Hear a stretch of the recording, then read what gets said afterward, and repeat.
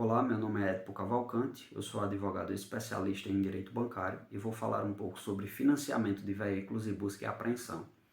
Primeiramente, eu quero adiantar para vocês que não existe aquela questão de que o banco só pode ajuizar a ação quando tiver mais de uma parcela em atraso. Na verdade, havendo apenas uma parcela em atraso, o banco pode sim ajuizar a ação. Mas para que essa ação seja ajuizada, o banco deve primeiramente constituir o devedor em mora.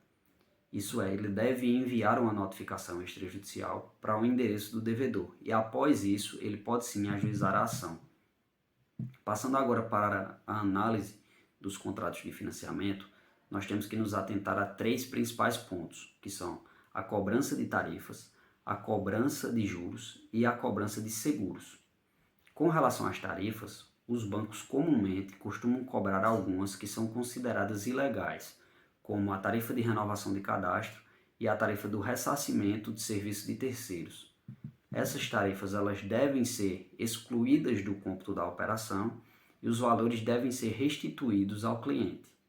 Com relação aos juros, eles são de duas naturezas. Existe o juro remuneratório, que é aquele cobrado pelo empréstimo do dinheiro, e existe o juro de mora, que é aquele cobrado apenas em caso de atraso. Com relação aos juros remuneratórios, é possível constatar a abusividade sempre que esses juros estiverem consideravelmente superiores à taxa média de mercado, que é informada pelo Banco Central. E nesse ponto é interessante que se tenha conhecimento do entendimento adotado por cada tribunal. O STJ, por exemplo, ele tem o entendimento de que quando a taxa do contrato for 1,5 vezes superior à taxa média de mercado, existe a abusividade. Com relação aos juros de mora, eles são aqueles que decorrem do atraso, como eu já falei, e eles são limitados por lei a 1% ao mês. Não pode se cobrar nada além disso.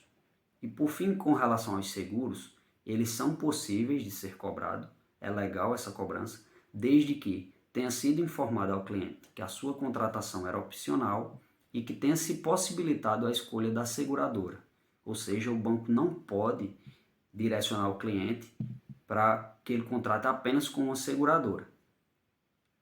Falando um pouco agora sobre a ação de busca e apreensão, essa ação, quando ela é ajuizada, na grande maioria dos casos, o juiz vai deferir uma liminar de busca e apreensão e vai determinar a inclusão de uma restrição no veículo junto ao sistema Renajude, que é um sistema vinculado ao Detran. Segundo o Decreto-Lei 911 de 1969, que é o que regulamenta a busca e a apreensão, o cliente poderá pagar o valor total do débito para conseguir a restituição do veículo, mas existem sim outras possibilidades. Por exemplo, quando não houver a constituição em mora do devedor, como no caso do não envio da notificação extrajudicial, a busca e a apreensão deve ser julgada improcedente e, em muitos casos, o consumidor pode ser indenizado em até 50% do valor do débito. Bom, essas são as informações mais importantes que podemos passar de uma forma mais simples. Mas em todos os casos é necessário o acompanhamento de um profissional com expertise na área bancária para analisar as peculiaridades de cada caso.